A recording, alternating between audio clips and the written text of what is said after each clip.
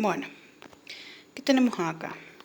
El tercero, que dijimos, ya hablamos de la revolución política francesa, hablamos de la revolución industrial y bueno, ahora hablamos de esto, del nacimiento del socialismo.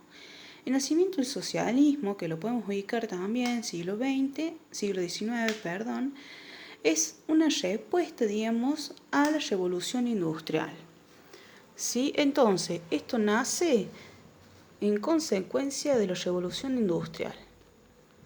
¿Sí? Que ya lo habíamos explicado a esto de la revolución industrial. Dijimos que trae consecuencias por el sistema capitalista, es decir, la clase burgués. ¿Sí? Dijimos que nace en este punto la clase obrera, por ende surge el movimiento obrero. Bien. Entonces dijimos que esto traía crisis, la revolución industrial, que trajo un montón de problemas, ¿sí? Por causa de esto, el sistema capitalista, que si bien tenía un sistema muy opresor, muy de explotación a esta clase obrera, ya que se aprovechaba, digamos, de sus necesidades, entonces surge un pionero de la sociología, que va a ser Karl Marx, que se va a centrar en el estudio, digamos, de esto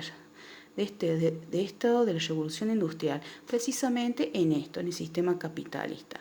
Porque él va a hablar, digamos, de la economía, del sistema económico, si bien de esta clase capitalista, iba a explicar en su obra, digamos, esto del sistema capitalista, es decir, su crítica va a estar dirigida a la economía, el sistema económico, ¿sí? De esta época.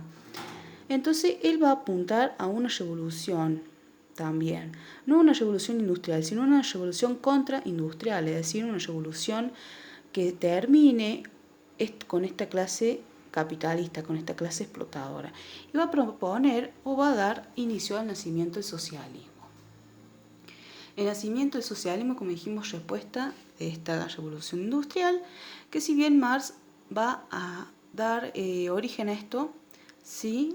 Darle lugar, digamos, a este movimiento obrero, a darle las herramientas, si se quiere, a darle la voz, digamos, a esta clase opresora que ha sido oprimida. Y en contra, bueno, que si bien Weber después lo toma Marx también para sus teorías, pero digamos que va a estar un poco en contra de sus teorías y va a explicar de otras formas, va a hablar de otra parte de la sociología, pero que si bien lo va a tomar un poco Marx. Y Durkheim, bueno, totalmente en contra, porque Durkheim dijimos que él quería restablecer un orden en lo social.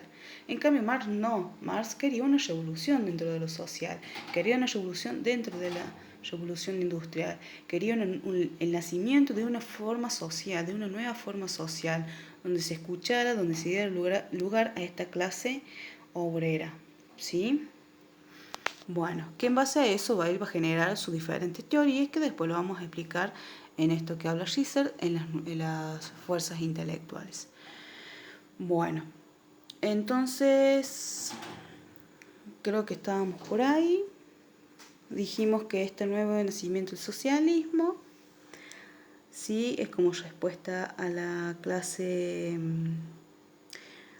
respuesta, digamos, a los problemas que trajo el sistema capitalista, sí. Entonces Marx, si bien va a dar una explicación, va a aportar o va a tomar una posición más materialista, ¿sí? De la sociología, va a basar la sociología en una concepción más materialista, ¿sí? Que después lo vamos a explicar bien.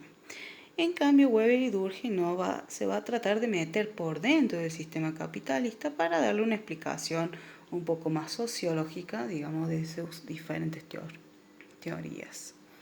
¿Sí?